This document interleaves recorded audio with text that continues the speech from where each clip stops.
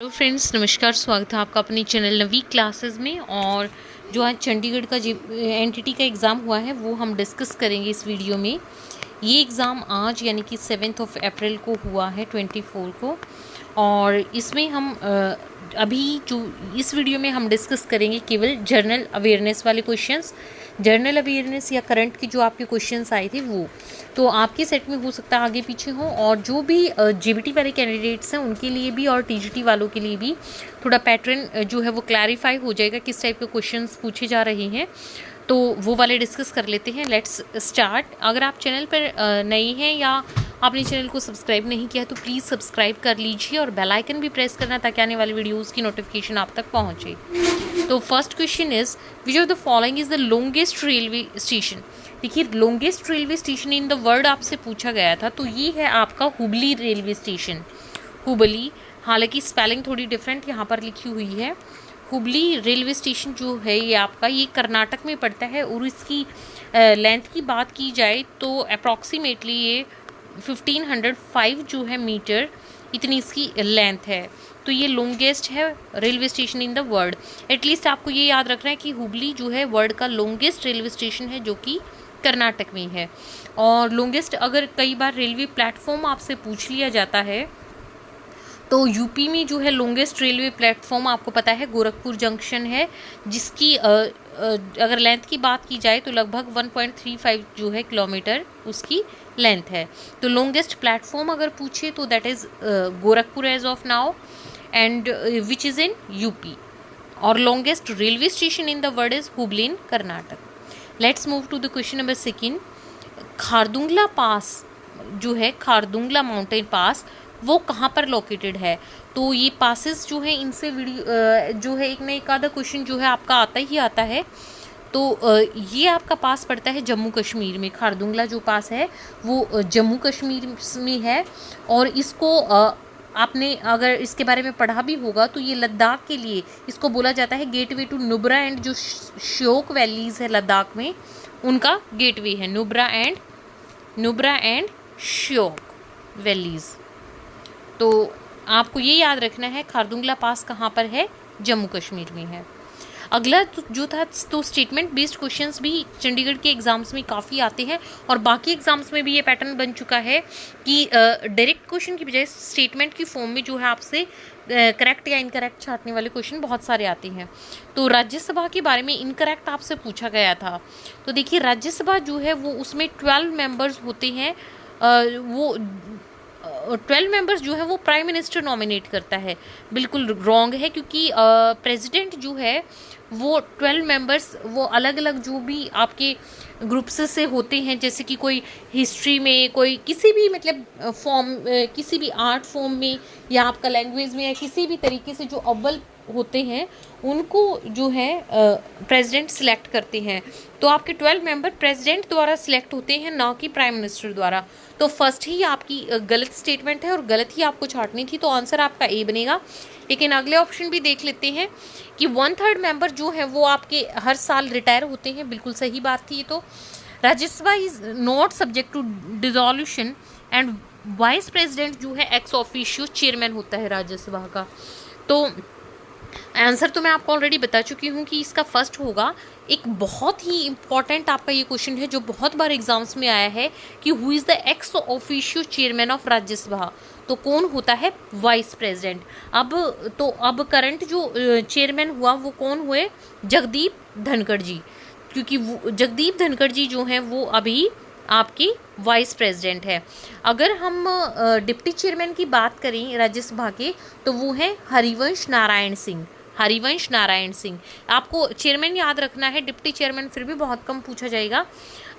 तो चेयरमैन तो है जगदीप धनखड़ जी और वाइस चेयरमैन कौन है, आपके डिप्टी चेयरमैन जो है राज्यसभा के वो कौन है, हरिवंश नारायण सिंह। तो और राज्यसभा में टोटल 245 मेंबर्स हैं। 233 मेंबर्स जो हैं वो स्टेट्स और यूटीज़ की लेजिस्लेचर से इलेक्ट होते हैं। 12 मेंबर्स जो हैं वो प्रेसिडेंट नॉमिनेट करता है। और राज्यसभा का जो गठन है वो आर्टिकल 80 जो है कॉन्स्टिट्यूशन का, उसके तहत जो है राज्यसभा कॉन्स्टिट्यूट हुई। और 1/3 मेंबर जो है हर 2 साल में इसके रिटायर हो जाते हैं। इसको अपर हाउस कहा जाता है राज्यसभा को, और लोकसभा को लोअर हाउस। तो ये कुछ चीज़ें थी जो आपको बेसिक सी पता होनी चाहिए। नेक्स्ट इज आमिर खुसरो जो है वो किसके दरबारी कवि थे? Aamir Khusro was the court poet of, option दिए हुए हैं। तो इसका सही आंसर जो है आपका अलाउद्दीन खिलजी है। अलाउद्दीन खिलजी के कोर्ट पोइट रहे, और इनके अलावा भी जो है दिल्ली सल्तनत में 7 जो अदर रूलर्स थे उनके साथ भी ये एसोसिएटेड रहे हैं, लेकिन कोर्ट पोइट किसके रहे? अलाउद्दीन खिलजी के। Next is which of the following straits connect Mediterranean sea to Atlantic ocean? तो मेडिटेरियन सी को अटलांटिक ओशियन से स्ट्रेट ऑफ गिब्राल्टर जो है, option B Gibraltar, strait of Gibraltar जो है ये कनेक्ट करता है। और ये किस किस को सेपरेट करता है? देखिए, यूरोपियन कॉन्टिनेंट और एक तरफ है अफ्रीकन कॉन्टिनेंट। तो यूरोपियन कॉन्टिनेंट में स्पेन को और अफ्रीकन कॉन्टिनेंट में मोरक्को, इन दोनों को जो है ये सेपरेट करता है, इनके बीच में बाउंड्री कह सकते हो। अगला क्वेश्चन है in the context of climate change जो बटागाई का है, बटागाई का creator was recently seen in news. तो आपको न्यूज़ में जो चीज़ें रहती हैं किसी भी पर्पज़ की वजह से जो भी जगह रहती हैं उनको आपको ध्यान में रखना चाहिए, जो बार बार आपके न्यूज़पेपर में हाईलाइट की जाती हैं, क्योंकि उन पर क्वेश्चंस जो हैं ज़रूर आते हैं। तो क्लाइमेट चेंज की वजह से जो है बटागाई का जो क्रिएटर है it was recently seen in news, आपको बताना है कौन सी जगह है।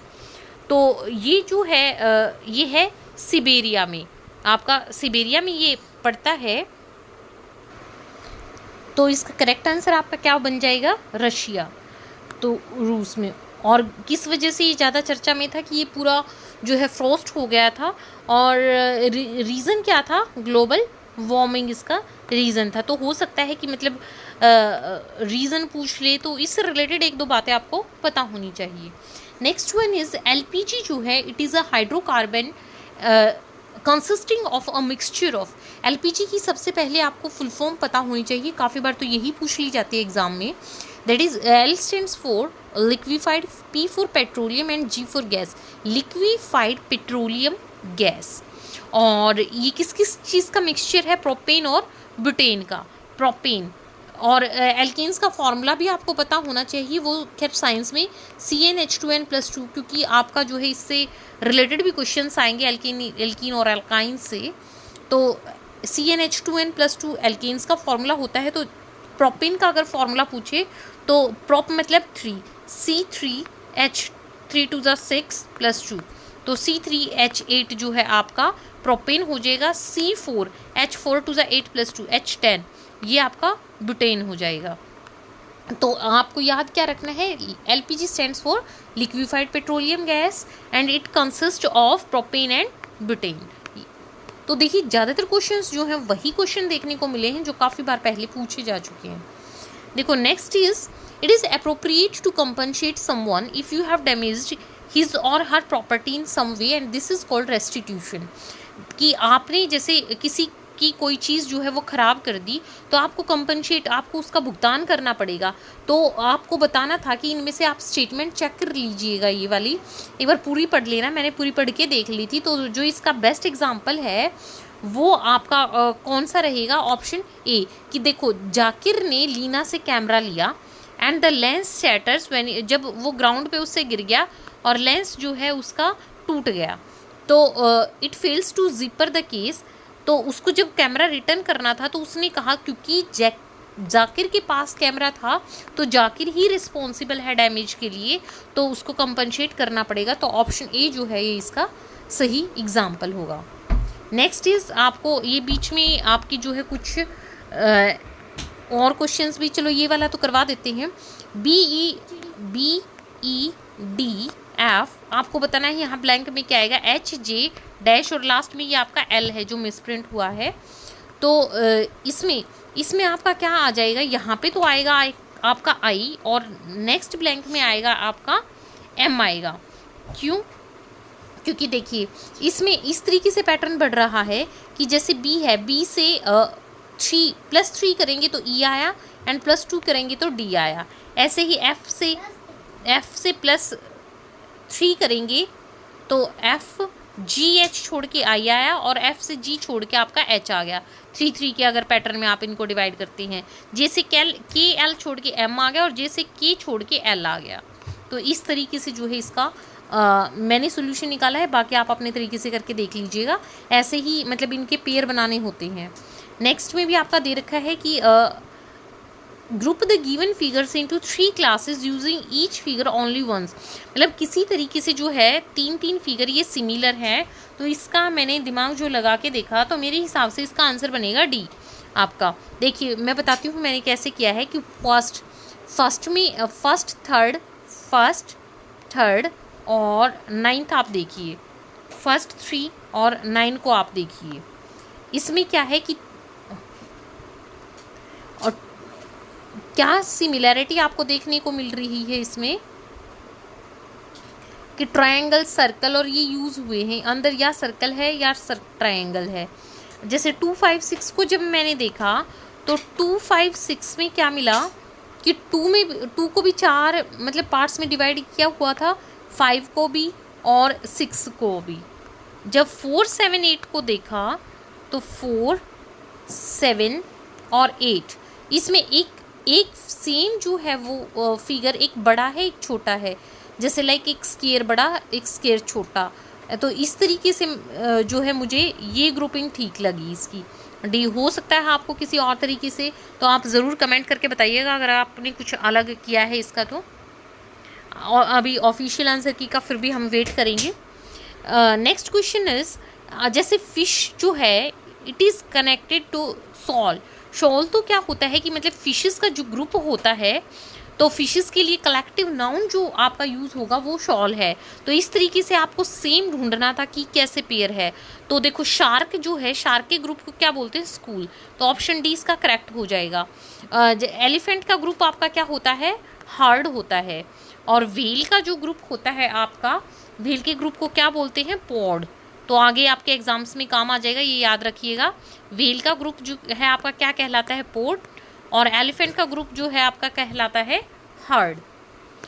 तो करेक्ट आंसर क्या हुआ, जो आपका शार्क का ग्रुप था स्कूल, वो दिया था। नेक्स्ट इज एक स्टेटमेंट दे रखी थी आपको, please put more people on the job to make up for the delay. कि कृपया देरी की भरपाई के लिए, मतलब देरी ना हो काम में, इसलिए ज़्यादा से ज़्यादा लोगों को एंगेज करो।